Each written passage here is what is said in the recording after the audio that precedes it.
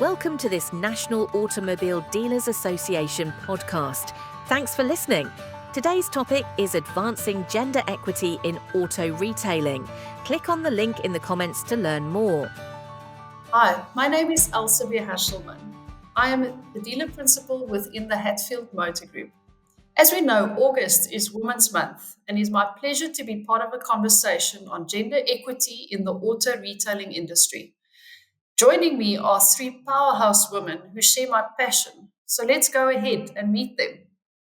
Good day. My name is Deidre du Plessis, and I am the head of corporate communications for Stellantis South Africa. I have been in the automotive space for 33 years in various roles, so I would say I'm pretty seasoned in this industry. So my name is Yandiswa. I am a founder of Women in Automotive South Africa. I'm a seasoned manufacturing executive with expertise in team leadership, process optimization, and strategic planning. My name is Gabisile Fakude. I am a dealer principal at UD Trucks in Alberton, which forms part of the division of Bidvest Automotive on the commercial side of the business.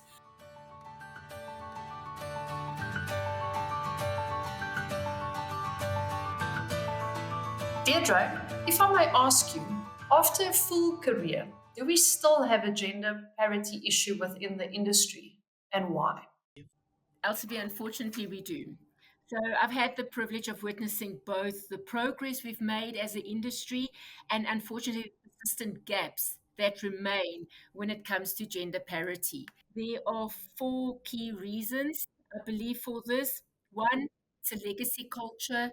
The automotive industry has been a long male dominated type of industry, and women don't necessarily want to apply for these jobs because of the stigma attached to it. Then, secondly, the pipeline challenges. There's a leaky pipeline from education to employment, where I don't think that young girls actually know there's the opportunity in the motor industry. And then the visibility and representation. We don't really know people that are powerhouse ladies in the motor industry. When we think motor industry, we think only about the mechanical side of it instead of the leadership side to it. And then obviously the bias, whether it's conscious or unconscious bias. And all of that, unfortunately, still influences the gender parity. Yeah, based on what Deidre has said, what is your take, Yandiswa? So my perspective is we still have those gender stereotypes in the industry, right? And those that have the traditional views of the industry as a male dominated field, right? Discouraging women from pursuing careers in automotive. We still have limited access to training and development. And female role models are not enough for our girls. It's a tough space for us as women, and my career paths after the last 20 years also. I think I was spoiled to be introduced by a powerful woman in the industry, and that kind of drew me into it. That as a youngster, as a female, yes, you do get the boys' club still everywhere I've passed. And I think it's if you make the choice that you don't want to be seen or have to fight, then you can actually open up this road ahead much easier. Gabby? Okay, definitely there's still that issue, and that revolves around the stigma that the industry possesses over the past years. There is transformations that I've seen. I'll just speak in reference with the Bidvest Group regarding the passenger side of the auto industry. But when you go more into the commercial side of the business, it's still a close knit business. It's still an all boys club.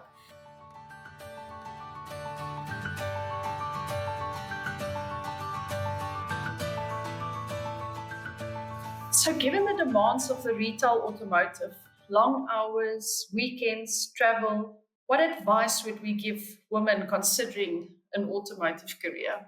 What is your view on the subject, Gabby? So when I started off, I actually, I would say I enjoyed myself from that cadet phase to the to being a sales executive. I enjoyed the traveling. It was something that I couldn't afford at that time, but with the job, I could travel to different provinces. I experienced different cultures, and I was single at the time, so I enjoyed it very well. There's no kids, so there was no pressure. I had a goal set in mind that I do not stick into one role for a very long time. I gave myself 5 years, and then from there, I need to move on because I'm someone who was getting bored very easily. But I funny with sales, I enjoyed it so much. I still do it till today, even in the position that I'm in now. I still sell because it just gets into your blood. You can't really get rid of it that quick because if you sacrifice everything for work, you're still gonna be left with the family. So I've always, even when I became a manager, I've pushed the culture of you need to spend time with your family because they are the ones that give up a lot for you as well for the career path that you are taking. The support structure, as Elsabe has said, it's so important in this industry because you can't do it by yourself. Your comment, Yandiswa? One of the things that I've learned over the past 21 years in the automotive industry, I am just a number. But in my family, I'm the mother, I'm the wife, I'm the daughter, I'm the aunt. So I needed to make time to do things that are going to benefit my family. But the most important thing that I want to bring across is never lose yourself trying to be what the society wants of you. Be authentic. Authenticity has played a crucial role for me because what you see at the mall is what you will see in the production line and what you will see going around talking about women in automotive South Africa. Just because I'm in the male dominated industry, it doesn't mean that I need to change who I am. I'll give my opinion.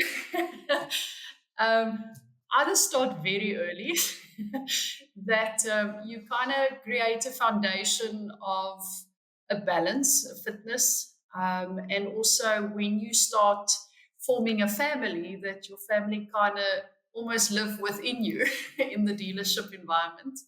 I think it's something that was precious for me is to when my son was born, to bring him to work and he became part of the family and he started knowing people in the industry. It's beautiful to see how your family starts understanding the industry through your eyes. My history is sales, and that's long hours.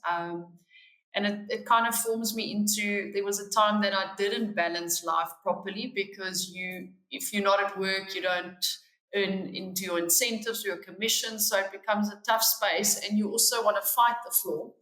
But I must say, being a female into the sales world, I do think we have a superpower that the male salesman does not have, and it's that empathy. It's that we listen differently, and I think customers or people visiting into the showroom space actually have an easier opening up to a female sales role. And I must say, being part of the Hatfield Motor Group has been an absolute blessing with that kind of mind frame.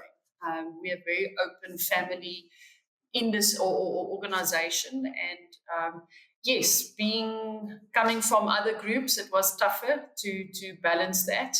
But again, if you're a comfortable support within your business and your management, it makes it so much easier to be a male or a female in the industry. What would you like to add, Deidre? So thank you for that, ladies. The insights are absolutely incredible. Thanks for this. However, I'm taking a bit of a different stance here. To me, in my life, full-time mommy, full-time student. I completed my MBA last year only. I know how crazy is that at the age of 50. and then I still have a corporate job, a quite responsible job. It takes a village. So I'm not shy to ask. I honestly, whether it's at the house, a supporting partner, in my case, a husband, the children have got chores. I've got chores. We all know what to do. So I run it. I won't say like a business because that sounds a bit cold, but we all know what's expected. We've got a whiteboard in our kitchen. So, so if it's not on the whiteboard, it's not going to get done. It's not going to have a priority. And that's how everybody in our household learns accountability and responsibility. Exactly the same as what you would do in your normal day-to-day office environment.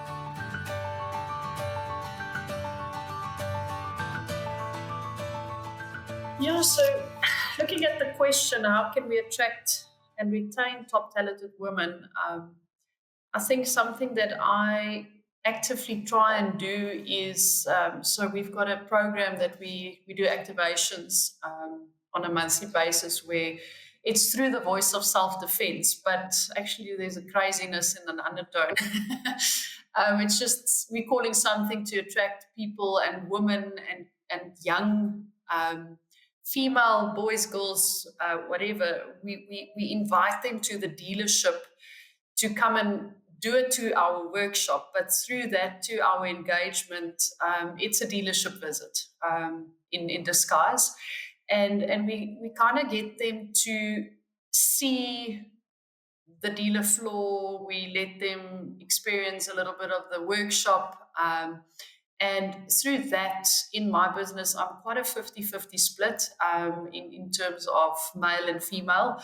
And that's not just in the sales environment, it's sales, admin, as well as my workshop. I've got two apprentices, female apprentices that started with me. And it's to show people that we need to stop with this bias thing. We need to stop that women are not strong enough. We've got attention to detail, which I believe in the new world of cars. It's more technologically than mechanical. And if you can balance those two worlds together, we can actually open up people's view. My next step is actually I want to start going to schools where we can entice youngsters to come and shadow in their holiday periods, and not just through a formal intern program where you have to already finish with school. I think we need to almost introduce it earlier that youngsters can come in and start choosing the motor industry as a career. Your comment, Yandiswa? All right. So to any woman out there who's considering an automotive career, I've got a little piece of advice. Please do your research and understand the industry better. Develop a strong communication skill. Be prepared for a fast-paced environment. Seek mentorship and support. Stay up to date with the industry developments. Consider flexible or part-time roles. And please do not be afraid to ask questions. Networking, networking, networking. Believe in yourself and abilities, and you don't need to be afraid to take on any new challenge in the automotive space. So I think 2 years back, I started when I was still working for another OEM, where we wanted to teach young girls as young as grade 7 about STEM, right?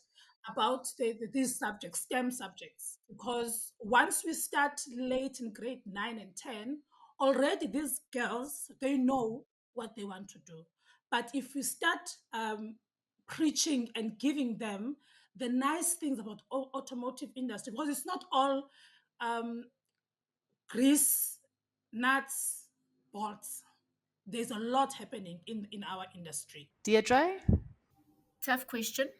However, I think it's time for women to get on the stage and start talking about it, creating the stage. You've got a seat at the table, ladies. Start talking, start projecting, start telling people about how incredible our industry is. This has been, I've been offered many positions in my life. And my husband constantly asks me, surely there's easier ways to make money than the automotive space. And I tell you, I love it. I can't think of any other industry I would rather be in. Okay. Purely because it's offered me opportunities that I wouldn't have had.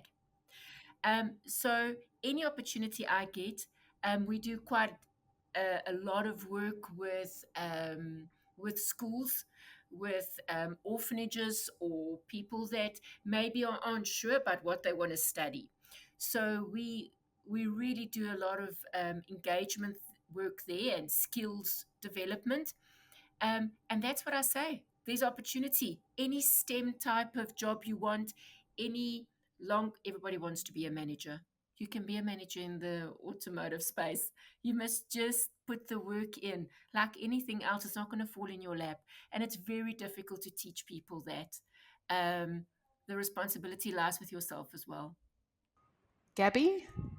Right now, we are an industry that is faced with a lot of a shortage of skills, not just with salespeople, but you're looking at technical skills as well. Why are there people not in that kind of environment? Yet there's such a huge gap that is available. So it shows that there's a gap that we are missing, and the key players here, from OEMs to groups to private dealers as well, is very much recommended for us to come up with a plan in support with government initiatives to ensure that this industry not just goes and benefits a certain group of people, but it also benefits a large group of people, and also so that it doesn't die out in the future, where now we are getting replaced by technology and everything else, because you've got people who are retiring in the industry, but they are retiring with so much wealth of information and so much wealth of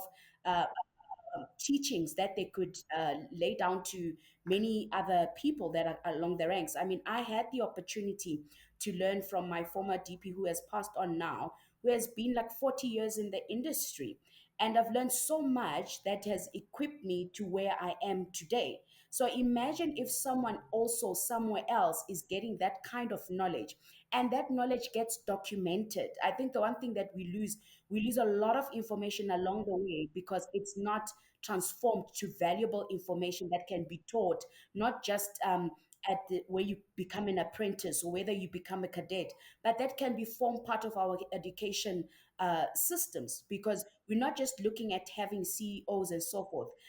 We've got so much to offer as an automotive industry, but I think we are looking down on a majority on ourselves on, we're just offering skill-based work, which I still feel that it's so important that it keeps the economy running either way. So these are the types of things I think that the stigma is still there. Transformation still needs to take place. We're just not there yet when it comes to the automotive industry. Gabby, very interesting take you've got on that. I have to tell you, I have, I've told you I've been in the industry for 33 years. So in my life, in my working career, I have had the absolute honor to see so much of this changing. I've seen the increased visibility of women in leadership. I have seen how young graduates come into our offices bright-eyed, will have to work at it. But I completely agree with you. Stop talking and start doing. Stop making excuses. Let's start by showing up. Don't leave it on the table. Stand up and say, this is my career. It's not because I couldn't find anything else. This is a career choice. This is not a 9 to 5 job for me. This is my career.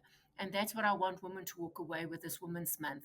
Stop sitting down. Stand up and take your place. Stop waiting for it to be handed to you.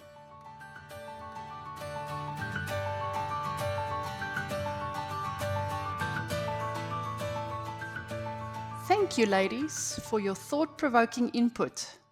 Do you have a final comment? I would say, just to add, that agility is what this industry needs. We are evolving. People are changing all the time. The demands are changing. So is the environment that we are in, and we can't just softball. And while we see the challenges that we are facing, we need to really fast track the challenges that we see, and we need to fast track the solutions that we have for those challenges in order for us not to have the same conversation for years and years, but we can have conversations on how can we improve, because this is where we are now. How can we improve? How can we better ourselves? How can we open our avenues to everyone inclusive? So just in closing, I just want to say that gender parity is not just a moral imperative, it's a business one. Diverse teams drive innovation, and in an industry as competitive and as fast moving as ours, we simply can't afford to leave any talent on the table. The road to parity is long, guys, but with commitment and collaboration, it's absolutely within reach. I would definitely say, sure, sharing this room with dynamite. Agility, I think, is a key word. I would definitely say as a takeaway. But I think taking action is a big part. Thinking back while you guys were having the chat about all these things, if I look back in my career, questions like, is she tough enough? Questions like, did we make the right choice? Was there enough experience? All those things, I think, was just the little pokes that took me from one step in my career to the next. I am a hands-on person, and I think if you really know yourself well enough, taking on this task as a female in the automotive industry, the key thing, be agile. It's been an absolute honor to see more views and challenges and how we can grow in this industry. But yeah, not to keep it to having the same conversation for the next 10 years, but actually moving it into the direction that I think we all want, as power woman, confident businesses run by confident women.